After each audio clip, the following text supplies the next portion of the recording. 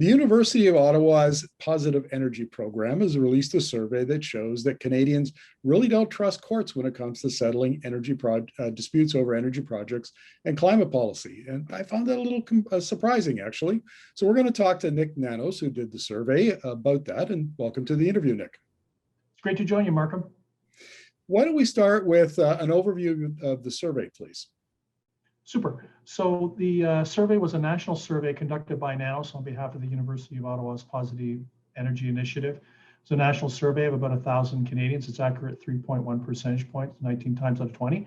And to your point, when you open it up, it includes a number of things. It includes some tracking questions, and then the special issue question had to do with the Supreme Court. And as you might expect, and as your listeners and viewers might expect, Canadians don't give good scores on how we're doing as a country on a lot of energy and environmental issues. And then the numbers for the Supreme Court were actually quite striking in terms of not being strong on the trust front. Now, are there any regional variations in this? Like I can see where, Alberta and Saskatchewan, for instance, that lost court cases around the carbon tax, might be a little skeptical, but what do other provinces like BC and Ontario and Quebec, what's their take? What's interesting is that one of the things, Markham, that we do know from the study and from other research that we've done is one of the common threads is that if you happen to be a Canadian that lives in the prairie provinces, Alberta, Saskatchewan, and Manitoba, you're much more likely to be disaffected and disgruntled at how things are moving on energy and environmental issues. You're also much more likely to distrust the courts. But let's put this into context. When we ask Canadians writ large to score trust in the courts on a score of 1 to 10, the average score was only about 4.9 or 5. That drops to about 4 out of 10. So think of it this way, there isn't a lot of trust in the courts for both fixing disputes on energy projects or disputes related to climate change policies across the board, but it's even lower in the prairie provinces. So what does your data show, Nick, what people are skeptical about?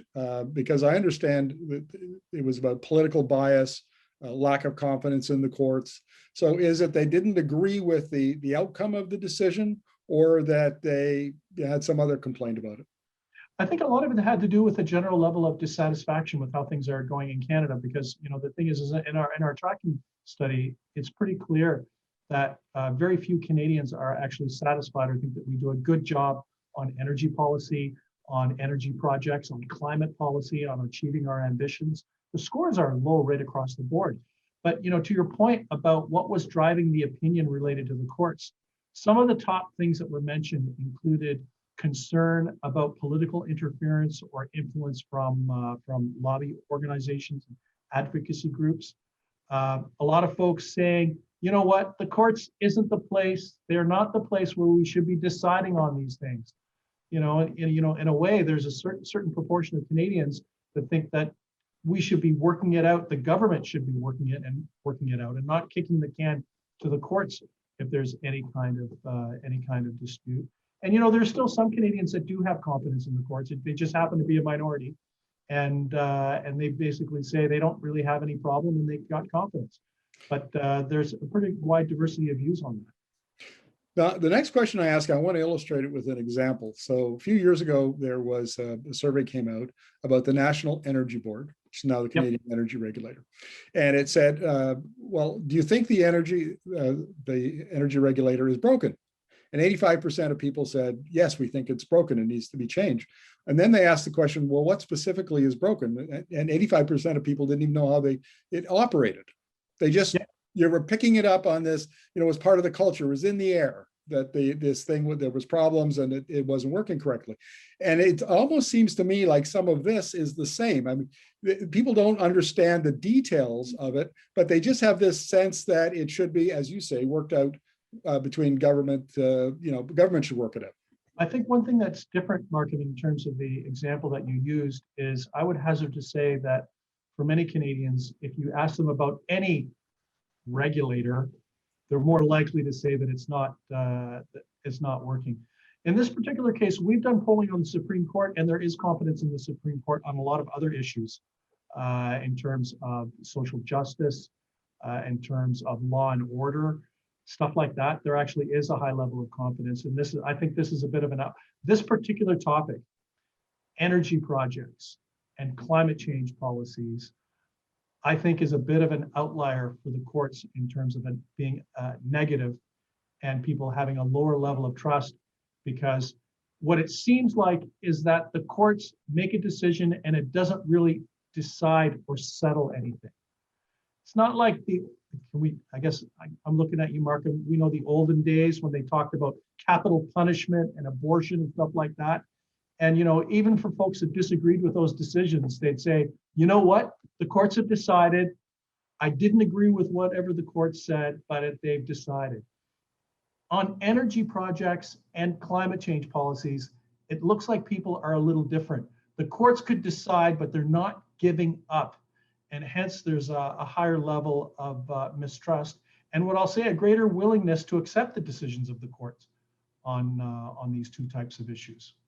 So are we seeing the distrust in the courts caused by the dissatisfaction with politicians on resolving these issues before they get to the courts? Is that really the root of the problem here? And a lack of progress. I think for many Canadians, whenever they see a dispute related to an energy project or a dispute related to climate change policy, that's all they know is that it's a mess. Nothing gets done. No one is happy. Everyone is upset. And as a result, it's kind of like, think of it this way. They want to just send the politicians, go back and do your homework again, right? Talk to the stakeholders, try to hammer out some type of solution and to figure out a path forward that's in the best interests of the country writ large. So I think that's the big takeaway here, that I think for some politicians, they think it's easy just to kick it over to the courts. It's a neat and tidy little communications line, but I think for a significant proportion of Canadians are like, hold on a second, they're not going to settle anything. We've got to go back and do the fundamentals. What is our objective for Canada as a country economically? What is our objective from an energy perspective? What is our objective from an environmental perspective? And how do we get those things, the hard work, and how do we do the hard work to try to figure out a path forward for Canada? Well, let's hope some politicians read your survey, Nick, and take it to heart. Thank you very much. Appreciate your insights. Thank you. Bye-bye.